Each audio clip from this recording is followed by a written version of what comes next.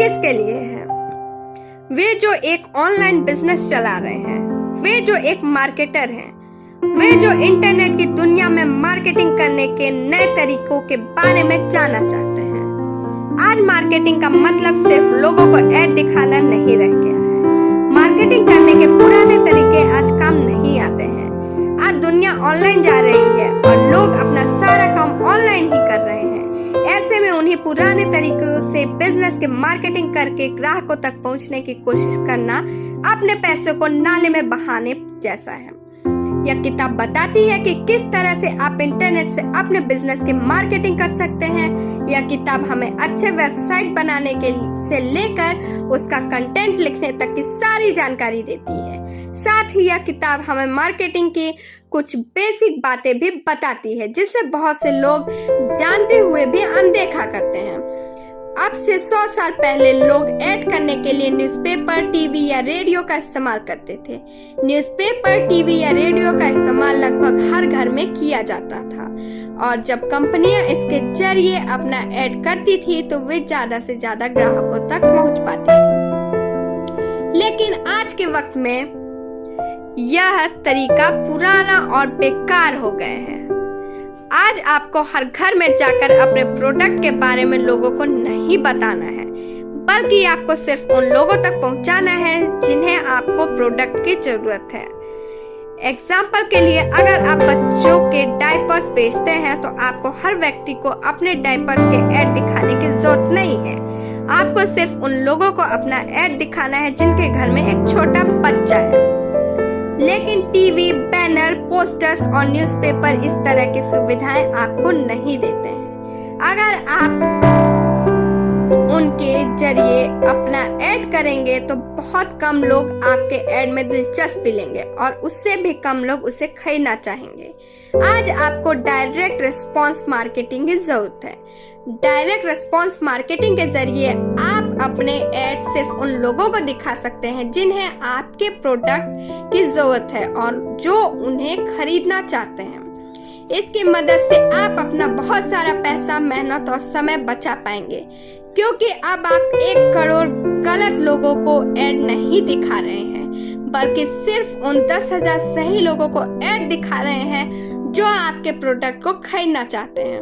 इसके अलावा बहुत से ऑनलाइन टूल्स की मदद से डायरेक्ट रिस्पॉन्स मार्केटिंग करना बहुत आसान हो गया है। आगे वाले सबक में हम इसके बारे में जानेंगे। 80/20 के नियम की मदद से सही ग्राहकों को पहचानिए।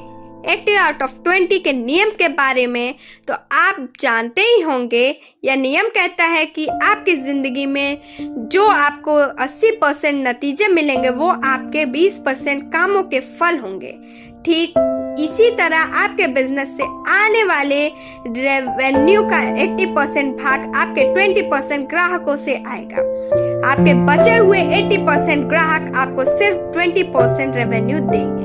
सारे ग्राहक एक जैसे नहीं होते हैं। कुछ ग्राहकों को आपके प्रोडक्ट की सख्त जरूरत होगी और वे आपको बहुत पसंद करते होंगे। यही वो ग्राहक जो आपके प्रोडक्ट को उत्सुकता से खरीदते हैं। यह ग्राहक आपसे कभी डिस्काउंट नहीं मांगते हैं और ना ही छोटी छोटी बातों पर तमाशा करते हैं। आपको इन्हीं के जैसे और ग्राहकों की जरूरत है। अपने परफेक्ट ग्राहक को पहचानने के लिए अपनी कंपनी के पिछले 2 सालों की सेल्स रिपोर्ट निकाल कर देखिए। यह पता लगाइए कि वो कौन से लोग हैं जो आपके प्रोडक्ट को बार बार खरीद रहे हैं और आपको अच्छा फीडबैक दे रहे हैं। इसके साथ आपको अपने प्रोडक्ट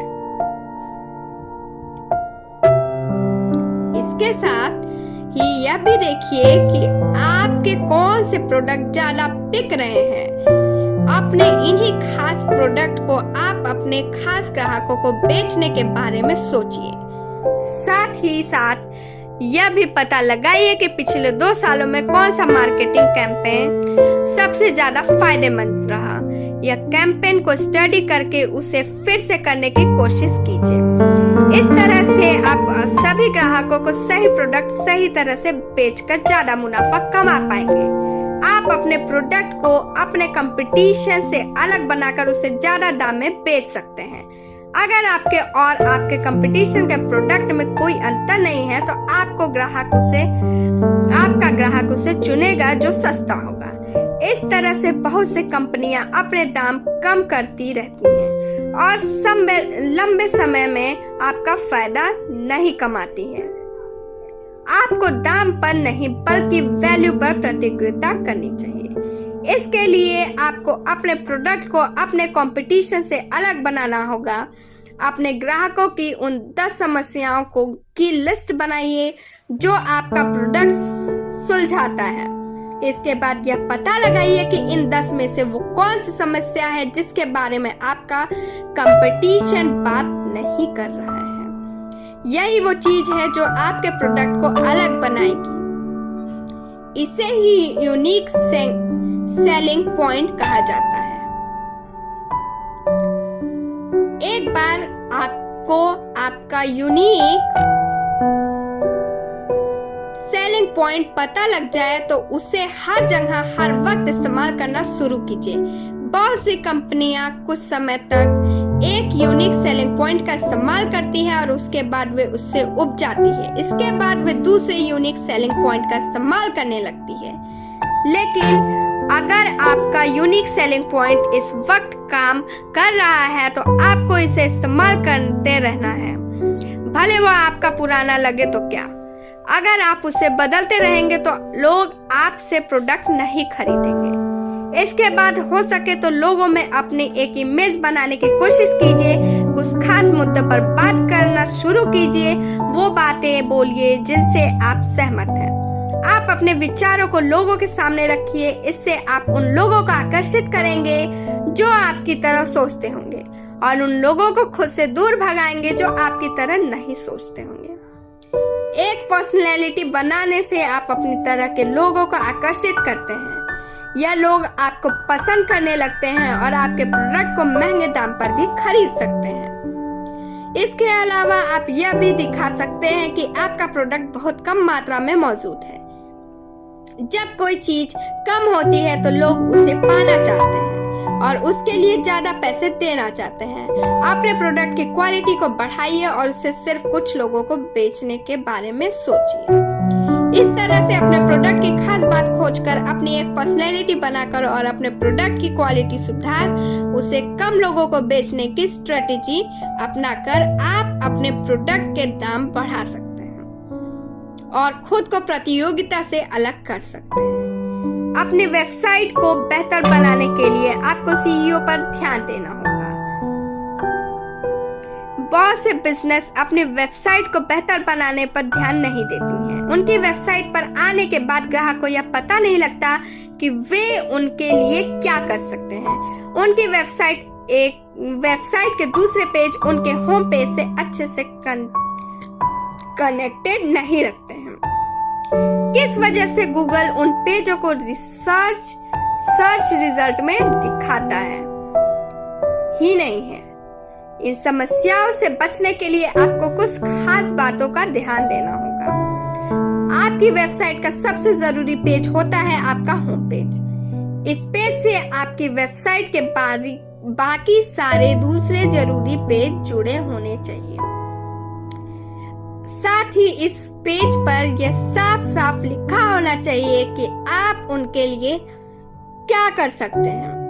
अपने होम पेज पर कंटेंट कैटेगरी पेज रखिए। यहाँ पर आप हर उस चीज के बारे में लिखिए जो आप उनके लिए कर सकते हैं और साथ ही उन्हें कुछ जानकारी भी दीजिए।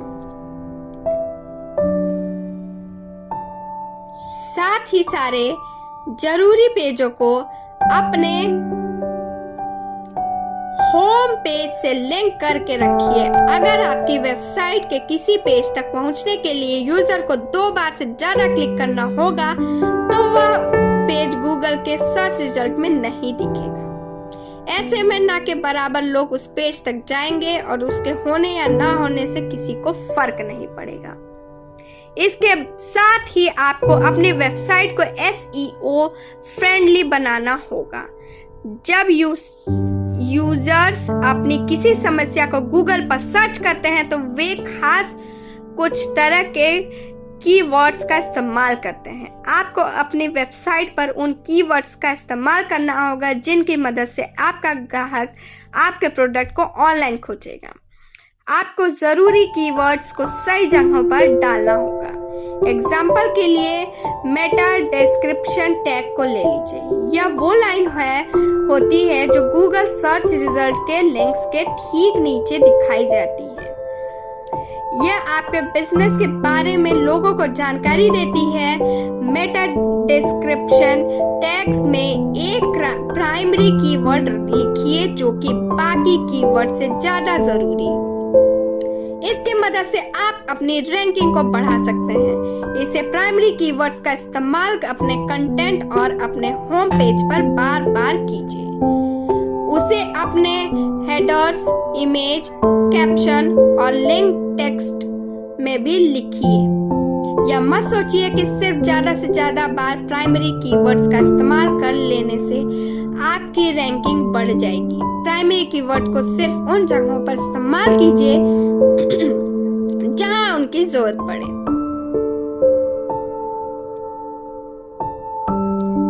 गूगल पर क्लिक एड्स की मदद से आप ग्राहकों तक आसानी से पहुंच सकते हैं। बहुत से लोग गलत कीवर्ड्स का इस्तेमाल करके पे पर क्लिक एड्स करते हैं। वे उन कीवर्ड्स का इस्तेमाल करते हैं जो बहुत पॉपुलर होते हैं, न कि उनका जो उनके प्रोडक्ट के लिए सही होते हैं। पॉपुलर कीवर्ड्स का इस्तेमाल करके आप ज़्यादा से ज़्यादा ग्राहकों तक तो पहुंच जाएंगे, लेकिन वो ग्राहक आपका प्रोडक्ट नहीं खरीदेंगे क्योंकि उनमें से ज़्यादा लोगों को आपका प्रोडक्ट की जरूरत नहीं है। इसलिए आपको हर कैंपेन के लिए एक अलग कीवर्ड का इस्तेमाल करना होगा। जब यूजर इन कीवर्ड से बनाए एड्स पर क्लिक करे तो वो एक खास लैंडिंग पेज पर आना चाहिए। इस लैंडिंग पेज को साफ सुथरा रखिए और ध्यान भटकाने वाली चीजों को इससे दूर रखिए ताकि जो लोग इस पर आए वे ज्यादा से ज्यादा समय इस पर रुके। बहुत से ऐसे टूल्स हैं जिसकी मदद से आप थोड़े समय में ही एक शानदार लैंडिंग पेज तैयार कर सकते हैं। एग्जाम्पल के लिए वर्डप्रेस, मीडियम और टम्बलर को ले लीजिए। इसकी मदद से आप एक लैंडिंग पेज तैयार करेंगे तो आपको बार बार अपना लोगो या इमेज लगाने की जरूरत नहीं होगी। यह प्लेटफॉर्म पहले से ही आपके लिए यह काम कर देते हैं। HTML के मुकाबले यह प्लेटफॉर्म बहुत ज्यादा सुविधाएं देती है। एक बार जब आपका पेज बन जाए और उस पर लोग आने लगे तो आपको कुछ खास डाटा पर ध्यान देना होगा। ये देखिए कि आपके पेज पर कितने लोग आ रहे हैं और उनमें से कितने लोग आपके प्रोडक्ट को खरीद रहे हैं। इसके लिए आप गूगल एनालिटिक्स का इस्तेमाल कर सकते हैं। इससे आपको यह पता लग जाएगा कि आपके पेज पर कितना ट्रैफिक कहां से आ रहा है। एक कामयाब मार्केटिंग कैंपेन वो होता है जो कम से कम 20% विजिटर्स को क्लाइंट में बदल दे। इस तरह के कैंपेन पर खास ध्यान दीजिएगा। एक बार आपको यह कैंपेन मिल जाए तो आप यह देखिए कि उसमें अपने क्या काम बेहतर तरह से किया है। इससे आप भविष्य में और भी कामयाब कैंपेन बना पाएंगे। अच्छे कंटेंट की मदद से आप अपने ग्राहकों को आकर्षित कर सकते हैं। अच्छा कंटेंट होने से आपकी वेबसाइट गूगल पर सबसे ऊपर रैंक करती है। गूगल एक कीवर्ड से संबंधित सबसे अच्छे कंटेंट को हर वक्त अपने स्पाइडर्स के जरिए खोजता रहता है। स्पाइडर्स उसके कुछ कोड्स होते हैं जो पूरे इंटरनेट पर रैंक कर अच्छे कंटेंट की तलाश करते हैं। जब उन्हें किसी वेब पेज पर जो वो कंटेंट मिल जाता है तो वे उस पेज की रैंकिंग बढ़ा देते हैं। आसान शब्दों में अपनी वेबसाइट की रैंकिंग बढ़ाने के लिए आपको अपने कंटेंट में उन कीवर्ड्स का इस्तेमाल करना होगा जिसकी तलाश उस स्पाइडर्स कर रहे हैं। अगर आपका कंटेंट अच्छा है और वो लोगों को पसंद आ रहा है तो आपकी वेबसाइट पर ज्यादा विजिटर्स आ सकते हैं। हो सके तो अपनी वेबसाइट के जरिए लोगों को फ्री रिपोर्ट दीजिए। उन्हें ऐसे ई बुक्स दीजिए जिसे पढ़कर वे अपनी समस्याओं को सुलझा सकें। अगर उन्हें आपका कंटेंट अच्छा लगेगा तो वे उसे अपने दोस्तों के साथ शेयर करेंगे और उनके दोस्त उसे अपने दोस्त के साथ शेयर करेंगे। इसलिए अपनी वेबसाइट पर हमेशा एक शेयर और कमेंट का बटन भी दीजिए ताकि लोग यह काम आसानी से कर सकें। साथ ही अपने सोशल मीडिया प्रोफाइल का लिंक भी अपनी वेबसाइट पर दीजिए ताकि लोग उसे आसानी से शेयर कर सकें। अगर आपकी वेबसाइट का बाउंस रेट बहुत ज्यादा है तो इसका मतलब लोगों को आपका कंटेंट पसंद नहीं आ रहा है। जब कोई विजिटर आपके होम पेज पर आता है और वो बिना किसी दूसरे लिंक पर क्लिक किए वापस चला जाता है तो हम कहते हैं कि वो विजिटर बाउंस कर गया। ज्यादा बाउंस रेट का मतलब लोग आपकी वेबसाइट पर आ तो रहे हैं लेकिन वो बिना कुछ किए वापस चले जा रहे हैं। यह दिखाता है कि आपकी वेबसाइट का कंटेंट अच्छा नहीं है। अगर आपकी वेबसाइट का बाउंस रेट ज्यादा है तो आपको पे पर क्लिक एड से कम फायदा होगा। अपने कंटेंट की क्वालिटी को नापने के लिए इसे मैट्रिक पर खास ध्यान दें। सारांश, इंटरनेट मार्केटिंग करने के लिए सबसे पहले आपको अपने परफेक्ट ग्राहक को पहचानना होगा। इसके बाद आपको खुद को अपने कंपटीशन से अलग करने के तरीके खोजने होंगे ताकि आप अपने प्रोडक्ट को ज्यादा दाम पर बेच सकें। अपनी वेबसाइट के होम पेज पर लोगों को बताइए कि आप उनके लिए क्या कर सकते हैं। एसईओ पर ध्यान देकर आप अपनी वेबसाइट की रैंकिंग को बढ़ा सकते हैं। अपने कंटेंट के जरिए भी आप अपनी वेबसाइट की रैंकिंग को बढ़ा सकते हैं। इसके लिए अपने वेबसाइट के बाउंस रेट पर ध्यान दीजिए। अपने कीवर्ड्स को सोच समझकर चुनिए। कीवर्ड्स को चुनना बहुत जरूरी होता है। यह वो शब्द होते हैं जिसका इस्तेमाल कर लोग आपके प्रोडक्ट या सर्विस को इंटरनेट पर सर्च करते हैं। आपको इन 5 कीवर्ड्स को पहचान कर निकालना होगा जिसका इस्तेमाल आपके कंपटीशन के लोग नहीं कर रहे हैं। कीवर्ड्स को पहचान कर निकालने के लिए आप गूगल कीवर्ड्स प्लानर या मार्केट सेमुराई जैसे टूल्स का इस्तेमाल कर सकते हैं। आज के लिए बस इतना ही। Thank you, bye bye, take care.